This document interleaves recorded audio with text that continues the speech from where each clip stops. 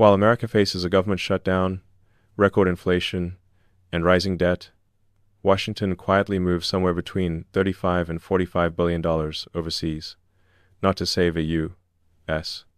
city, not to support American farmers, but to bail out Argentina's collapsing economy.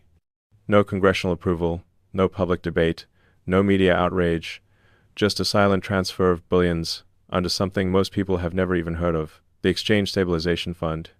Now, here's the real twist. This isn't just about Argentina. It's a financial chess move, one meant to counter China's rise. And the stakes?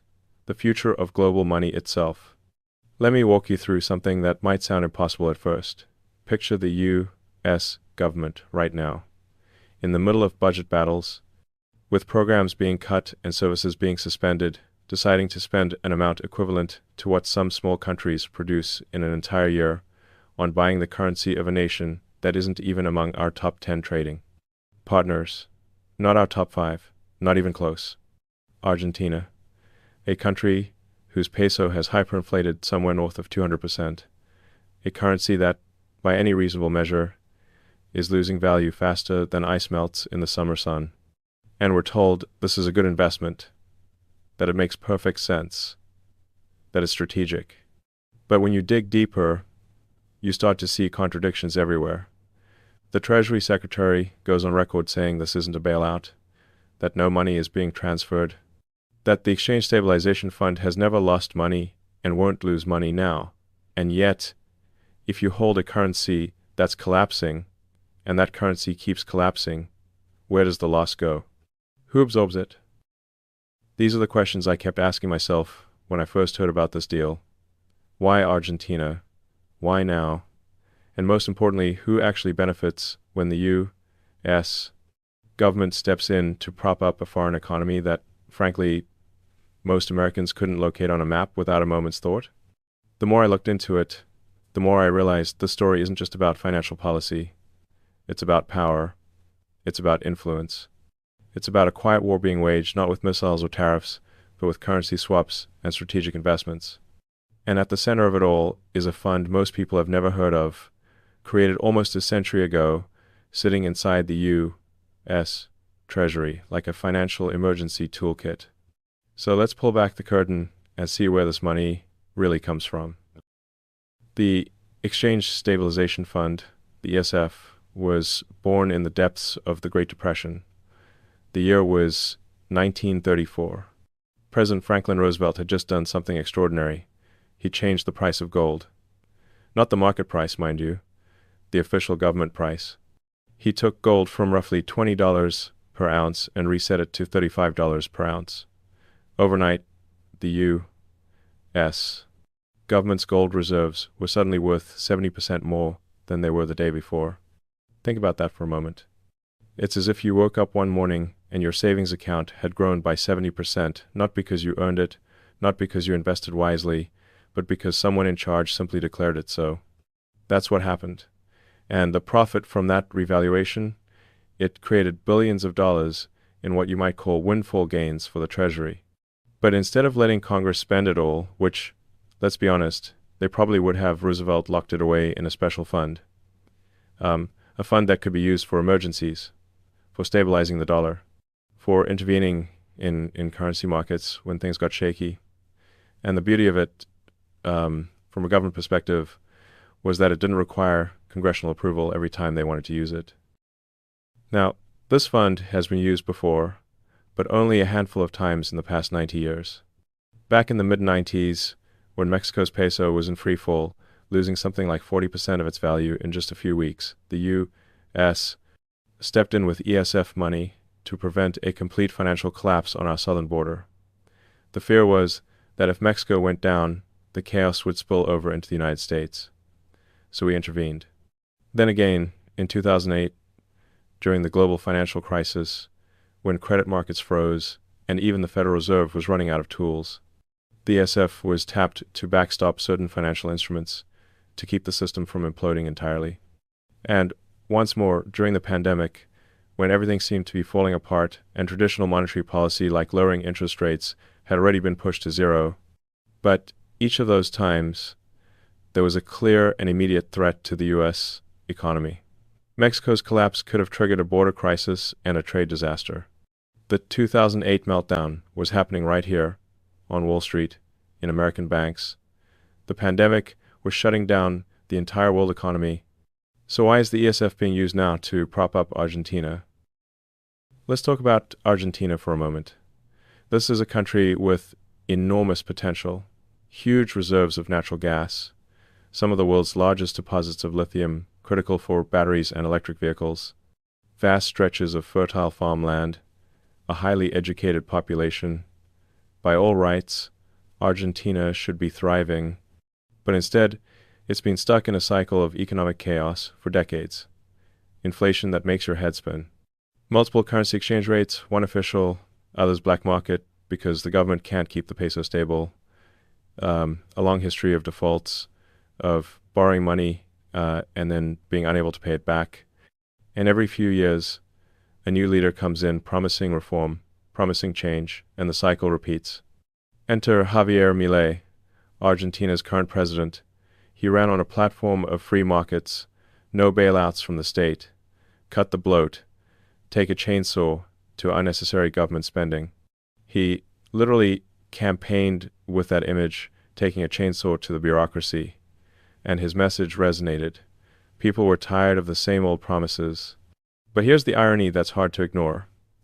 The man who ran on no bailouts is now receiving one of the largest bailouts in modern history. Now, the official story from Washington is that this is about helping a friend in need. Argentina is struggling. They share our values, or at least the current president does. He's been called MAGA all the way by President Trump himself during a visit to the White House.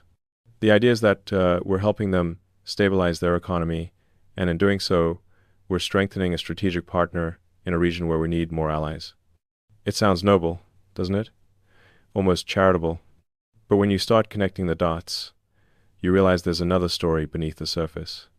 A story about global influence, about competition, and about a rising power that's been quietly expanding its reach across the developing world while America was distracted.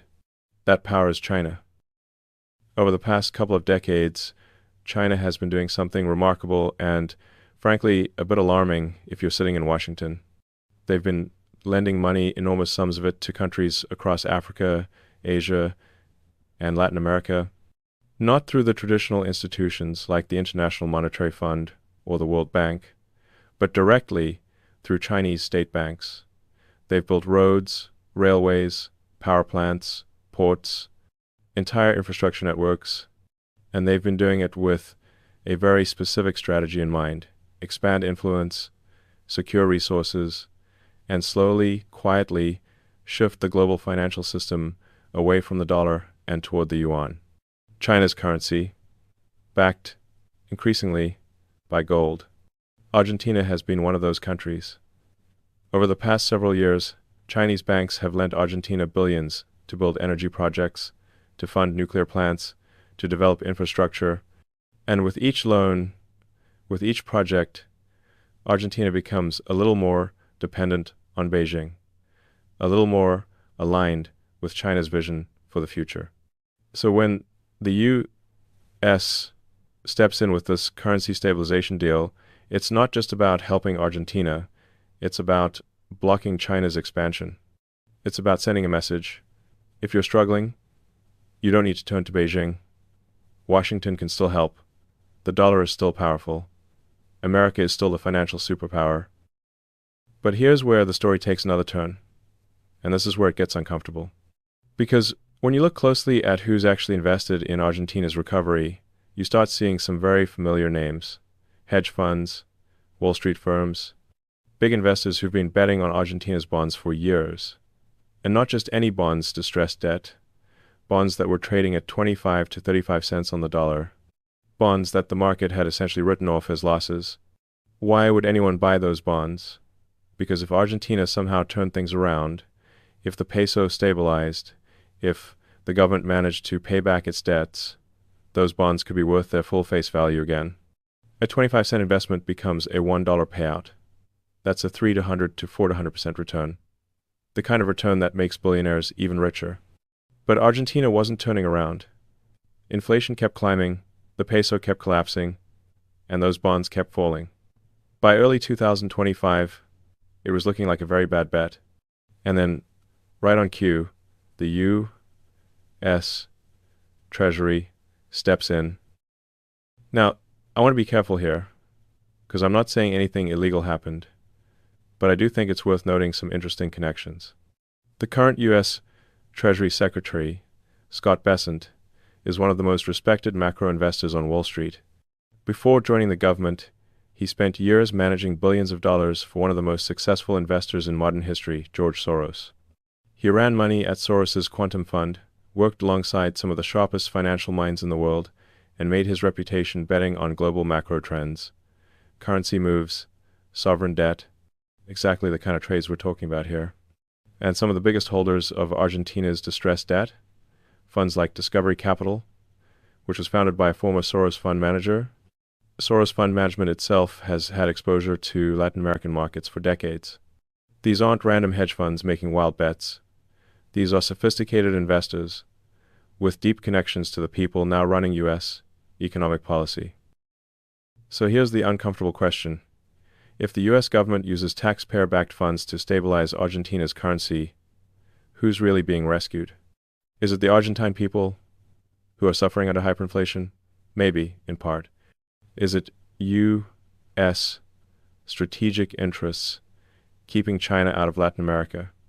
Sure, that's part of the calculation too. But is it also Wall Street?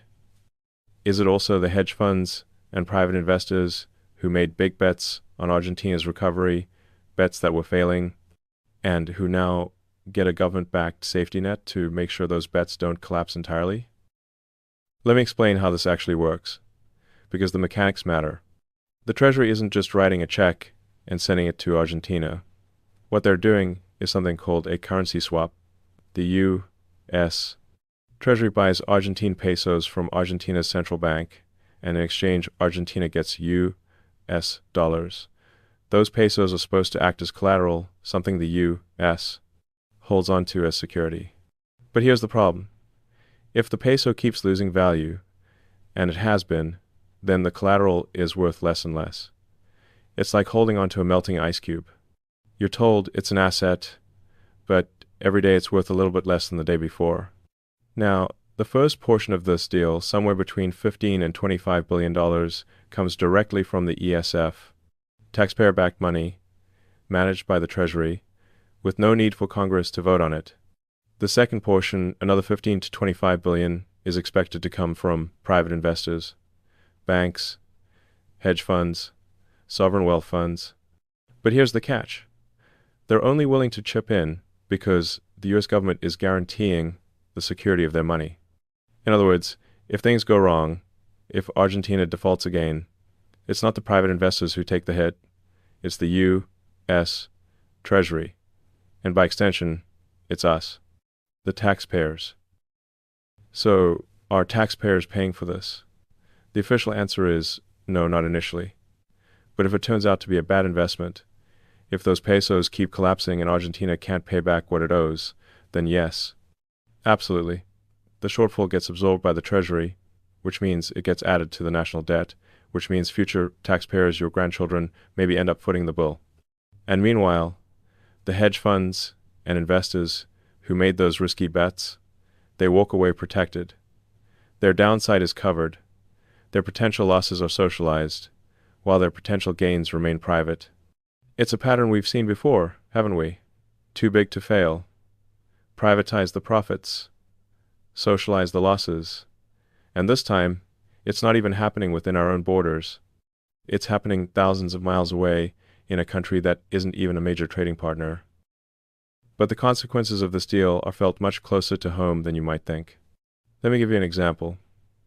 American cattle ranchers farmers who've been raising beef for generations are now facing a new kind of competition. As part of the broader strategy to support Argentina's economy, there's been talk of importing more Argentine beef into the United States. The idea is that it'll help bring down meat prices for consumers. Sounds good, right? Lower prices at the grocery store. Except when you're a rancher in Texas or Montana or Wyoming, struggling with drought conditions, rising feed costs, and tight profit margins. The last thing you need is subsidized foreign competition flooding your market, because that's essentially what's happening. We're using taxpayer money to stabilize Argentina's economy, which helps their beef industry, and then we're importing that beef, which undercuts American producers. So in a very real sense, American farmers and ranchers are being asked to compete against their own tax dollars. They're being undercut by a bailout they helped fund. And when they raise concerns about this, they're told it's necessary, that it's strategic, that it's about the bigger picture. But whose bigger picture? Not theirs. This is where the moral contradiction becomes impossible to ignore. We're told that American farmers need to be more competitive, more efficient, more innovative, and they are. American agriculture is among the most productive in the world. But how are you supposed to compete when your own government is subsidizing your competitor? When billions of dollars are flowing to support a foreign industry that directly competes with yours? It's not just beef, either. Argentina is one of the world's largest exporters of soybeans, wheat, corn. American grain farmers face the same dynamic. They're being told to cut costs, to work harder, to adapt to changing markets, while their government quietly props up one of their biggest rivals. And the justification? That this is about defending the dollar, about blocking China, about securing American interests on the global stage. But if American interests include American farmers, American ranchers, American workers, then who's really being defended here? I think this raises a question that goes beyond agriculture, beyond Argentina, beyond any single deal. It's a question about power, about who shapes policy, about whether our government is working for the people it represents, or for the financial interests that have the connections and influence to protect their investments. Because when you step back and look at the full picture, what you see is a system where financial power and political power have become almost indistinguishable, where a former hedge fund manager becomes Treasury Secretary and immediately starts using obscure mechanisms to deploy tens of billions of dollars in ways that perhaps coincidentally happen to benefit the exact kinds of trades and positions that people in his former world specialize in. Now, I don't think this is a conspiracy.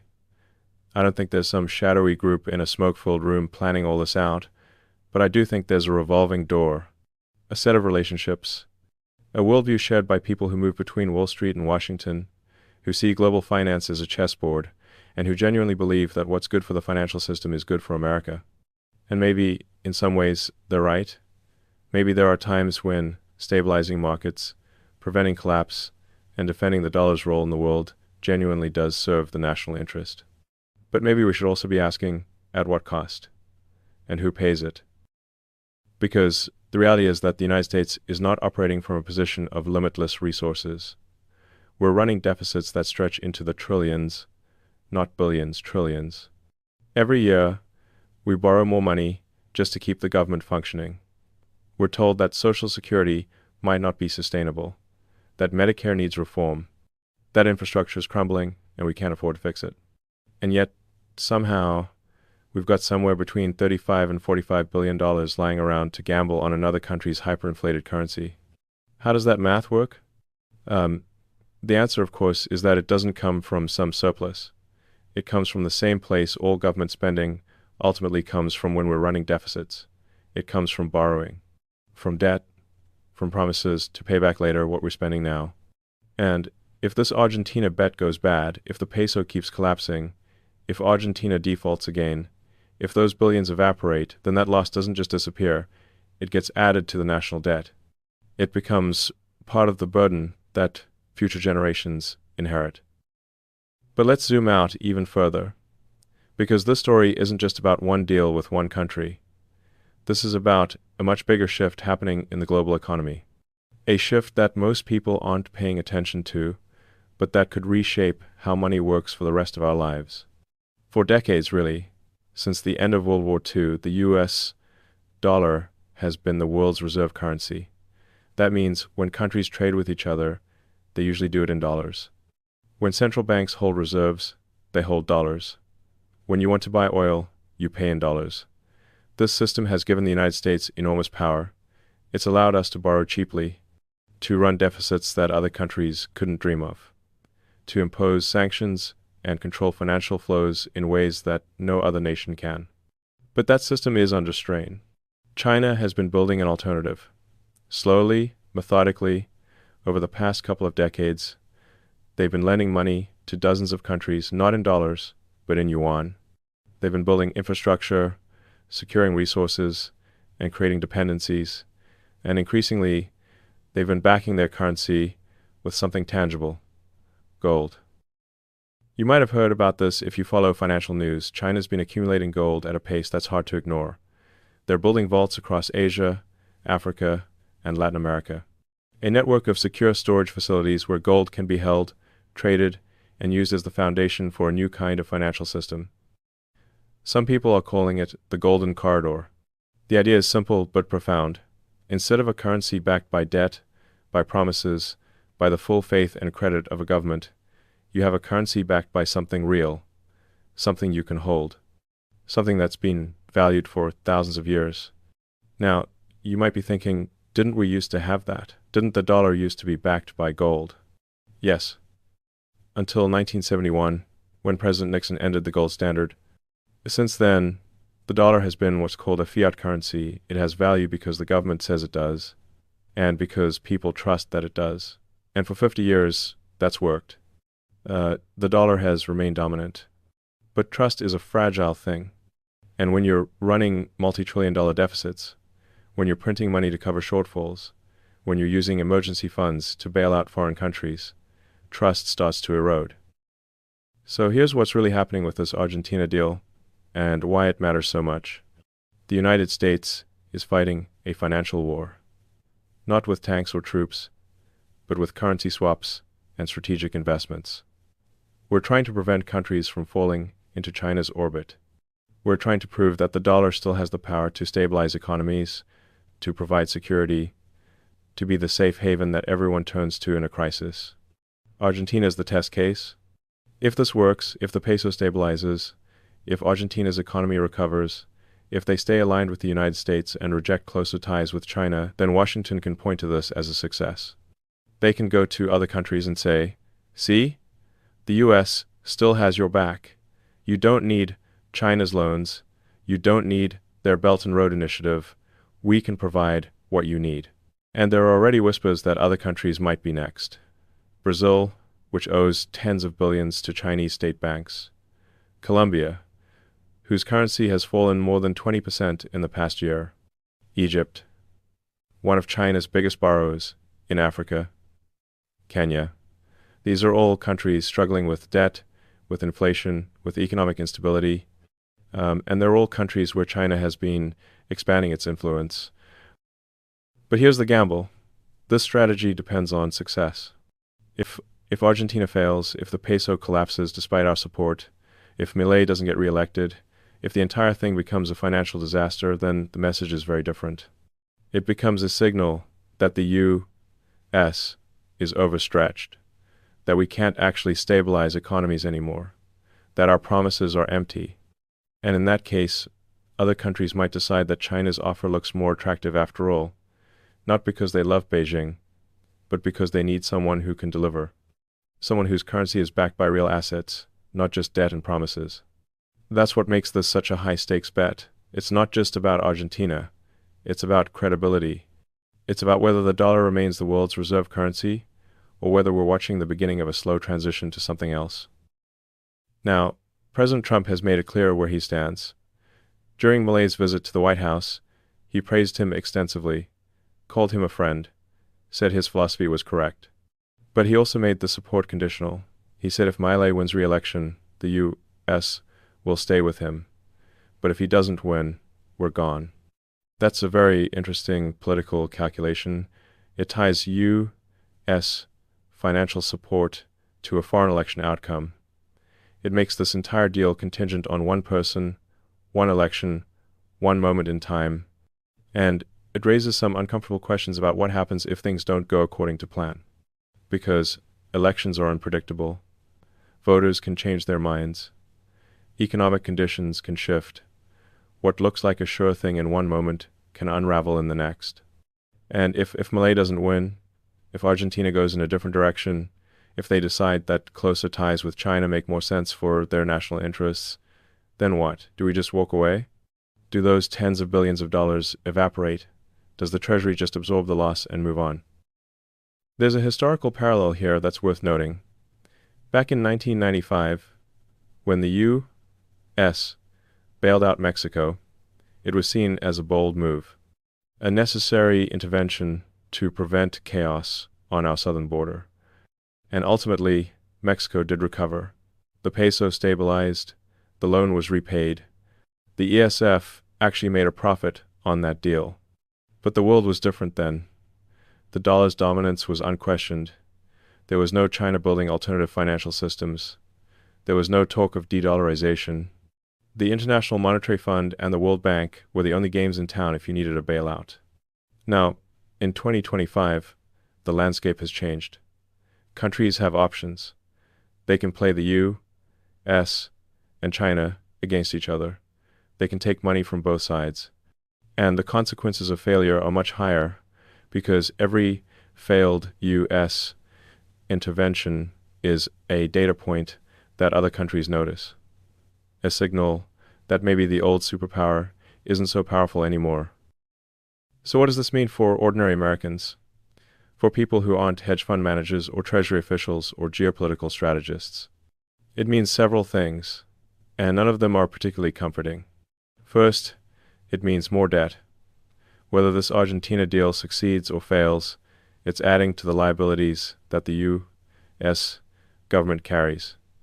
And debt has consequences. It means higher interest payments. It means less money available for domestic priorities. It means inflation pressure as the government prints money to cover shortfalls. Second, it means moral hazard. That's an economic term, but it's a simple concept. When you bail people out, when you protect them from the consequences of their bad decisions, you encourage more bad decisions. If hedge funds know that the U.S. government will step in to protect their risky bets on foreign debt, what incentive do they have to be cautious?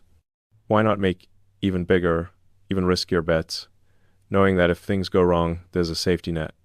And third, it raises fundamental questions about fairness, about whether we're still a country where everyone plays by the same rules, or whether we've created a system where a certain class of people, people with the right connections, the right education, the right access to power, get to operate under a different set of rules than everyone else.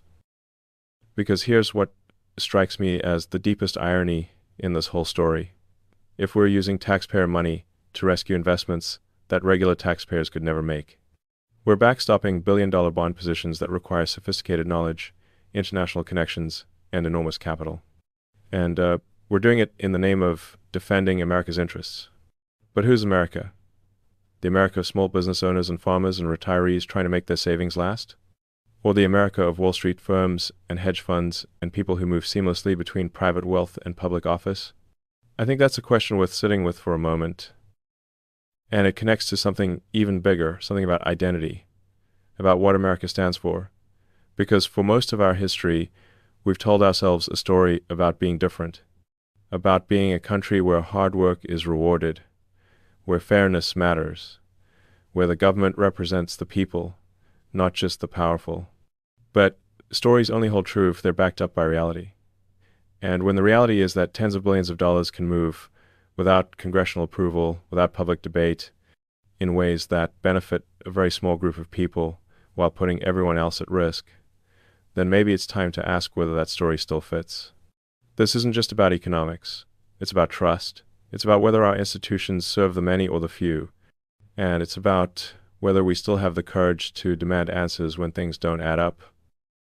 In the end, this Argentina deal is both smaller and larger than it appears. It's smaller because, in the grand scheme of U.S. government finances, $35 to $45 billion is not an impossible sum. We spend more than that on plenty of things. It's not going to bankrupt us overnight. But it's larger because of what it represents. A willingness to use public resources to protect private interests. A blurring of lines between strategic policy and financial favoritism. A bet that the U.S. can still control the global financial system through sheer force of will, even as the foundations of that system crack and shift beneath us. And perhaps most importantly, it's a test of whether the dollar can still command loyalty, whether American power can still shape outcomes, whether the world we built in the second half of the 20th century can survive into the second half of the 21st. China is watching. Other countries are watching. Investors are watching. And they're all asking the same question. Is the United States still the indispensable nation, the guarantor of stability, the safe bet in a chaotic world? Or are we just another empire in decline, trying to hold on to power through deals that make less and less sense the closer you look at them? I don't have all the answers. I don't think anyone does. But I do think this story, this $40 billion bet on Argentina, is a window into something much bigger. A transition happening in real time. A shift in how global power works, how money flows, and who gets to decide. And maybe this isn't just about economics after all. Maybe it's about whether the system we've built, the one that rewards debt, speculation, and hidden deals, can still serve the people it was meant to protect. Maybe it's about whether we still believe in fairness, in transparency, in accountability, or whether we've decided that those values are luxuries we can't afford in the race to stay ahead. Because in the end, the question isn't just whether the U.S. can outmaneuver China in Argentina. The question is whether we can do it in a way that's consistent with who we say we are, and whether the cost of winning this particular battle is worth what we lose in the process. So if you found this story eye-opening, hit that like button. It really helps this channel reach more curious minds like you. Subscribe for more deep dives into how the world actually works behind the headlines. And drop a comment below. Do you think this $40 billion bet will pay off or backfire spectacularly? I'd love to hear your thoughts. Thanks for spending this time with me. Until next time.